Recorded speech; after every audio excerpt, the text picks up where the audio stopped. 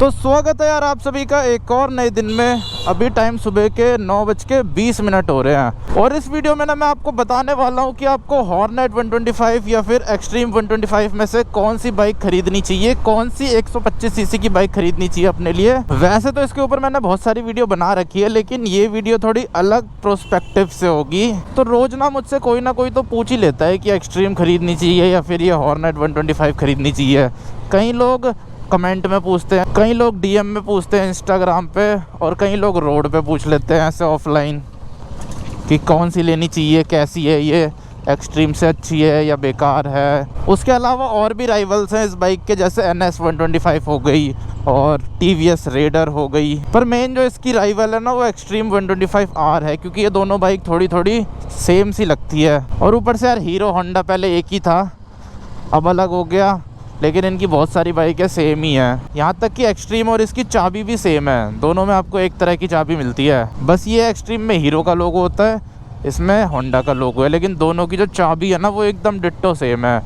चाबी के अलावा जो ये हैंडल बार के साइड में है ये भी दोनों में एकदम सेम है। और कई लोग ना ये भी बोल रहे थे कि इस वाली बाइक में स्पीडोमीटर एरर है, लेकिन जितना एरर इस वाली बाइक में है हॉर्नेट 125 में, उतना ही speedometer error same to same extreme 125R में है। तो मेरे को तो कभी कभी ऐसा लगता है ये दोनों कंपनियां ना कुछ कुछ चीज़ें अंदर की सेम ही यूज़ कर रही है, नहीं तो same to same speedometer error कैसे हो सकता है। मतलब इसे 16 की स्पीड में चलाओ ना और बगल में एक्सट्रीम चलाओ तो वो भी 16 पे ही रहती है। दोनों का जो स्पीडोमीटर है वो एकदम सेम स्पीड दिखाता है अगर अगल बगल चलती है तो इसलिए मेरे को लगता है ये दोनों कंपनियां जो अंदर के पार्ट्स हैं वो सेम ही यूज़ कर रही है, सेंसर वगैरह। बाकी डिटेल में तो कोई मैकेनिक ही बता पाएगा जो खोल के देखेगा बाइक को। और जहाँ हीरो का शोरूम होता है उसके बगल में ही होंडा का शोरूम होता है। कहीं भी चले जाओ हीरो का शोरूम होगा, उसके बगल में ही होंडा का शोरूम होगा। हीरो का सर्विस सेंटर होगा, उसके बगल में ही होंडा का सर्विस सेंटर होगा। पर ऐसा भी नहीं है कि आप हीरो के शोरूम में जाओ और होंडा के शोरूम में जाओ तो आपका एक्सपीरियंस सेम रहे, हीरो के सर्विस सेंटर जाओ और होंडा के सर्विस सेंटर जाओ तो आपका एक्सपीरियंस सेम रहे। तो सबसे पहले यहीं से स्टार्ट करते हैं। अगर आप इन दोनों में से कोई सी भी बाइक ले रहे हो ना, चाहे हॉर्नेट 125 ले रहे हो या फिर एक्सट्रीम 125 ले रहे हो, तो सबसे पहले ये देखो आपके एरिया में किसकी सर्विस अच्छी है, आफ्टर सेल सर्विस, किसके सर्विस सेंटर अच्छे हैं। अब जैसे हमारा एरिया है, हमारे एरिया में एक भी सर्विस सेंटर अच्छा नहीं है हीरो का। चाहे आप कोई सा भी देख लो, मेन रोड पे देख लो, अंदर गलियों में देख लो, अच्छी जगह देख लो या बेकार जगह देख लो, सारे शोरूम एक जैसे हैं हीरो के, एकदम रद्दी घटिया। लेकिन हमारे यहाँ होंडा के सर्विस सेंटर अच्छे हैं। भले ही आप किसी भी गली के अंदर से भी सर्विस करा दोगे ना होंडा के ऑथराइज्ड सर्विस सेंटर से, तो वो भी अच्छा है। लेकिन ऐसा हर जगह नहीं हो सकता है। हो सकता है कहीं पे हीरो के सर्विस सेंटर अच्छे और होंडा के बेकार हो। तो सबसे पहले ये ज़रूर चेक कर लेना, वरना बाइक तो ले लोगे लेकिन आगे जाके बहुत ज़्यादा आपको धक्के खाने पड़ेंगे और बहुत ज़्यादा पछताना पड़ेगा। जब तक आपकी बाइक सही चलेगी जब तक तो सही चलेगी, इंजन ऑयल वगैरह चेंज हो जाएगा, एयर फिल्टर चेंज हो जाएगा, लेकिन जिस दिन बाइक में कुछ दिक्कत आई ना तो आपका तेल निकल जाएगा चक्कर लगाते लगाते सर्विस सेंटरों के। अगर आफ्टर सेल सर्विस अच्छी नहीं हुई, सर्विस सेंटर अच्छे नहीं हुए आपके एरिया में तब। लेकिन अगर सर्विस सेंटर अच्छे होंगे ना और कुछ दिक्कत भी आ जाती है तो वो ईज़िली सॉल्व हो जाती है। पर मेरे हिसाब से मुझे जहाँ तक लगता है इंडिया में ज़्यादातर जो हीरो के सर्विस सेंटर है वो इतने कुछ खास नहीं है। लेकिन ऐसा भी नहीं है कि सारे ही बेकार है, कुछ कुछ तो होंगे ही अच्छे। तो अगर आपके पास भी हीरो की कोई बाइक है तो बताना कमेंट में आपके एरिया का जो सर्विस सेंटर है हीरो का ऑथराइज्ड वो कैसा है। और अगर होंडा की बाइक है आपके पास तो उसका भी बताना कि आपके एरिया में कैसी सर्विस है होंडा की। हमारे एरिया में तो बहुत बढ़िया है, बहुत ही ज़्यादा बढ़िया। ये मेरे को बाइक लेने से पहले नहीं पता था, ये तो मेरे को बाइक लेने के बाद पता चला है। मैंने तो हॉर्नेट इसलिए ली थी क्योंकि मेरे भैया पे थी एक्सट्रीम 125R, ऊपर से ये नई नई लॉन्च हुई थी तो इसलिए फिर मैंने यही ले ली, क्योंकि एक्सट्रीम 125R लेने का कोई फ़ायदा ही नहीं था उस टाइम पे। अगर मैं एक्सट्रीम लेता ना तो मेरे को ऐसा लगता नहीं कि मैंने कोई नई बाइक ली है, क्योंकि मेरे भैया पे है एक्सट्रीम। 3 महीने पहले लिए वो, और ये हमने लिए 2 महीने पहले। 2 महीने से ज़्यादा हो गए वैसे, लेकिन ये ज़्यादा चल गई है, ये 3000 प्लस किलोमीटर चल गई है, वो अभी 2600 किलोमीटर चली है। लेकिन उसकी 2600 किलोमीटर में ना 2 बार सर्विस हो चुकी है और इसकी एक ही बार हुई है। तो एक इसमें ये भी चीज़ अच्छी है, इसकी सर्विस जो इंटरवल है ना वो 5500 से 6000 किलोमीटर के बीच में है। मतलब अगर आप एक्सट्रीम लेते हो ना तो आपको हर 3000 किलोमीटर पे 2500-3000 किलोमीटर पे सर्विस करानी पड़ेगी।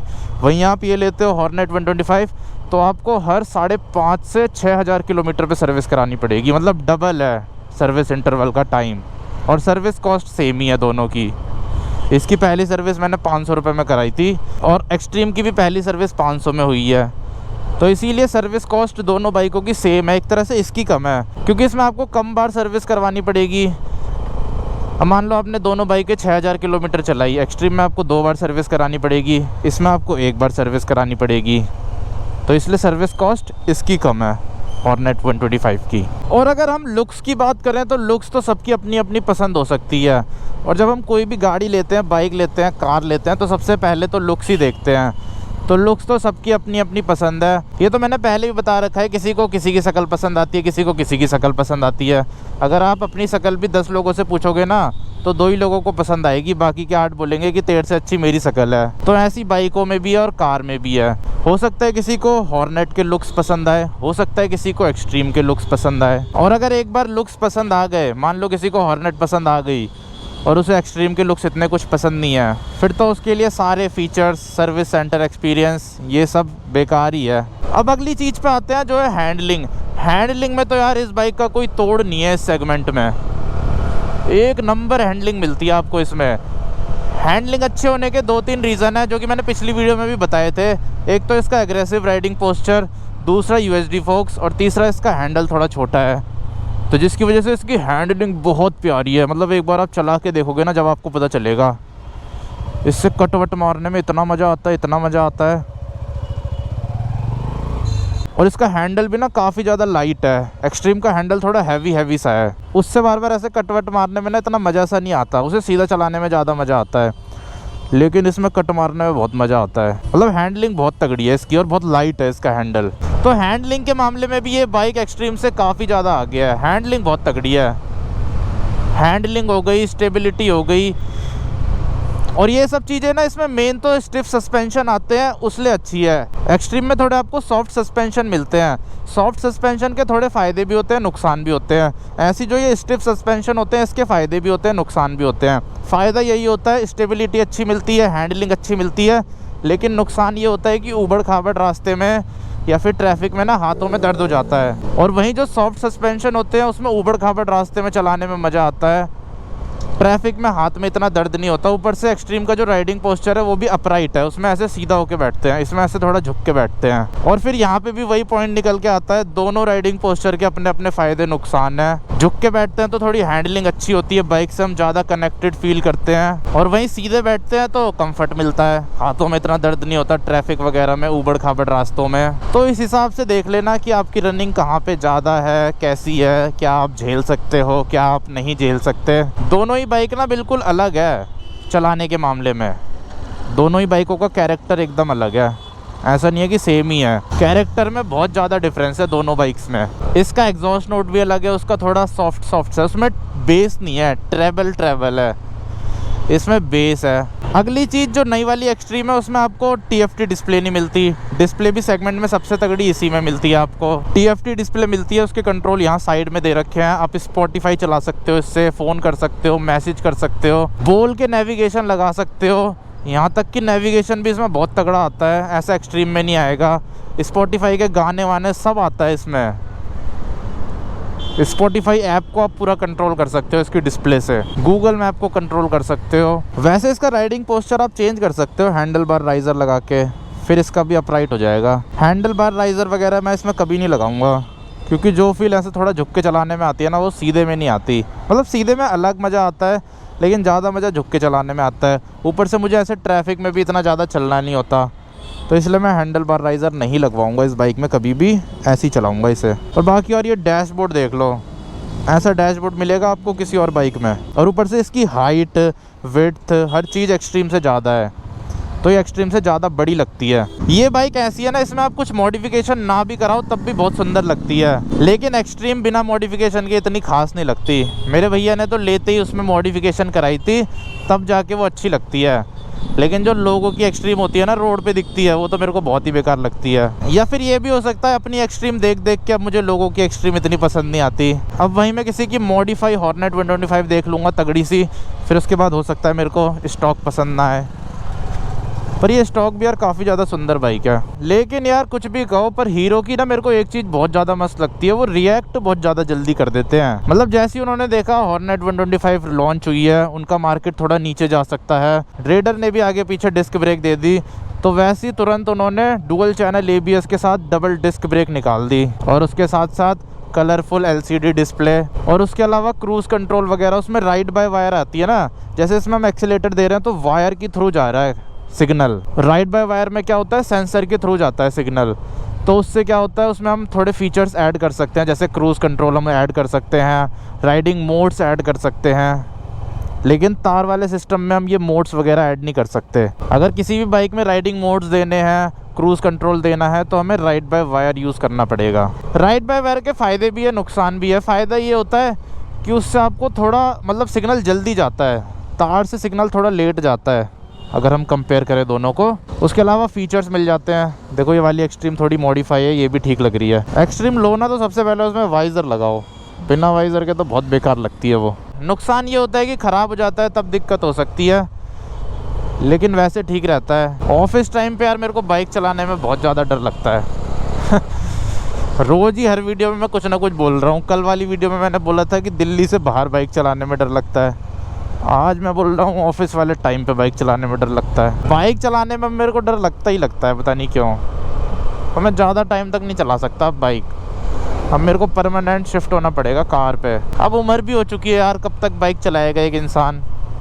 ये तो जवान लोगों के काम है, यंग लोगों के काम है बाइक चलाना। इस वाले रोड पे ना एक दिन मैं हॉर्नेट को ऐसे हाथ छोड़ के चला रहा था, और उसी टाइम पीछे मेरे पुलिस वाले चल रहा था।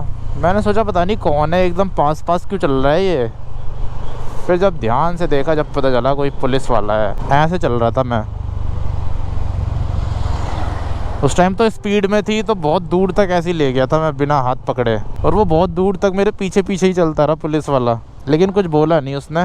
और अगर आपको सेगमेंट में सबसे ज़्यादा तगड़ी ब्रेकिंग चाहिए ना, मतलब आपको और कुछ चाहिए ही नहीं, आपको चाहिए ब्रेकिंग हो इतनी तगड़ी, सेगमेंट में सबसे तगड़ी, फिर तो एक्सट्रीम लेना, नई वाली जो टॉप मॉडल है। एक्सट्रीम पहले वाली भी मिल रही है अभी के टाइम, जो नया इन्होंने वेरिएंट निकाला है वो अब टॉप मॉडल बन चुका है, तो वो बहुत तगड़ा है। मतलब ब्रेकिंग उसकी बहुत तगड़ी है, आगे पीछे डिस्क ब्रेक है, ऊपर से डुअल चैनल ABS भी है, तो जिसकी वजह से सेफ्टी नेक्स्ट लेवल पहुंच चुकी है उसकी। इतनी तेज़ तो भगती भी नहीं है एक्सट्रीम। 125 सीसी में कितनी ही पावर होती है, स्प्लेंडर से 3 PS ज़्यादा है बस। 2 लोग बिठा दोगे तो स्प्लेंडर से भी धीरे भगेगी, और ऐसा होता भी है असली में। तो काफ़ी ज़्यादा अच्छी चीज़ है यार, आपको डबल डिस्क ब्रेक मिल जाती है डुअल चैनल ABS के साथ, बहुत तगड़ी चीज़ है। मतलब ब्रेकिंग के मामले में तो एक्सट्रीम टॉप पे है, कोई नहीं हरा सकता ब्रेकिंग के मामले में। मेरे को यार भूख लगने लग गई है, वो ऑर्डर करते हैं प्रोटीन बार, ब्लिंकिट से मंगाते हैं। दिल्ली में यार कितनी तगड़ी तगड़ी चीज़ें हैं, आराम से ऐसे खड़े हो जाओ और 5 मिनट में कुछ भी मंगा लो खाने के लिए, और सेम प्राइस में मिलता है MRP पे, कभी कभी उससे भी सस्ता मिल जाता है। ये लो पेमेंट हो गई 110 रुपये की। अब देखते हैं कब तक आता है, 10:07 हो रहे हैं अभी फ़िलहाल। तो फाइनली यार अपना ऑर्डर तो आ गया टाइम पे। अब खाते हैं। प्रोटीन बार मंगाई है मैंने, ये रही प्रोटीन बार, 20 ग्राम प्रोटीन, और एक मैंने एनर्जी बार भी मंगाई है। ये तो इसलिए ऐड कर दी ताकि डिलीवरी फ्री हो जाए, मल्टीग्रेन एनर्जी बार। चलो दोनों को खा लेते हैं। तो यार इस वीडियो का कंक्लूजन यही निकल के आता है कि दोनों ही बाइक्स अपनी अपनी जगह ठीक है, बस हीरो में ना प्रोडक्ट के अलावा सर्विस सेंटर की भी एक दिक्कत है। तो अगर आप वो झेल सकते हो तो एक्सट्रीम भी अच्छी बाइक है, लेकिन अगर आपको एकदम पीस ऑफ माइंड चाहिए, रिलायबिलिटी चाहिए होंडा की, तो फिर आप ये ले सकते हो हॉर्नेट 125। हीरो की बाइक लेने में ना मेन दिक्कत है उनकी आफ्टर सेल सर्विस और सर्विस सेंटर, बहुत ही ज़्यादा बेकार है। मतलब वो लोग तो ढंग से बात भी नहीं करते, बहुत गंदी तरह बात करते हैं। हो सकता है किसी के एरिया में अच्छे से बात करते हो, लेकिन हमारे एरिया में तो बहुत गंदी तरह बात करते हैं। जितना आप सोच सकते हो ना उससे भी ज़्यादा गंदी तरह बात करते हैं, और बहुत अनप्रोफेशनल। ऐसा लगता है कि आप किसी लोकल मैकेनिक से अपनी बाइक ठीक करा रहे हो, मतलब सर्विस करा रहे हो। बल्कि लोकल मैकेनिक ज़्यादा बढ़िया है हीरो के ऑथराइज्ड सर्विस सेंटर से, क्योंकि लोकल मैकेनिक कम से कम सुनता तो है क्या क्या ठीक करना है, क्योंकि उसे डर है कि अगर ठीक नहीं करेगा तो पैसे नहीं देंगे। उसको तो हम कुछ भी बोल सकते हैं, लेकिन हीरो के मैकेनिक को नहीं बोल सकते आप। अगर उनको आपने ज़्यादा कुछ बोल दिया ना तो ऐसे बोल देते हैं नहीं कर रहा मैं ठीक, जा। फिर आप क्या करोगे? अगर बाहर से सर्विस कराओगे तो वारंटी ख़त्म हो जाएगी, कंपनी से कराओगे तो आपको करवानी पड़ेगी फिर। बाकी जो दोनों का सर्विस सेंटर एक्सपीरियंस है ना, उसके ऊपर मैंने वीडियो बना रखी है डिटेल में, तो उसे देखना, बहुत मस्त वीडियो है। उससे आपको अच्छे से पता चल जाएगा कि इसमें आपको कैसा एक्सपीरियंस मिलने वाला है।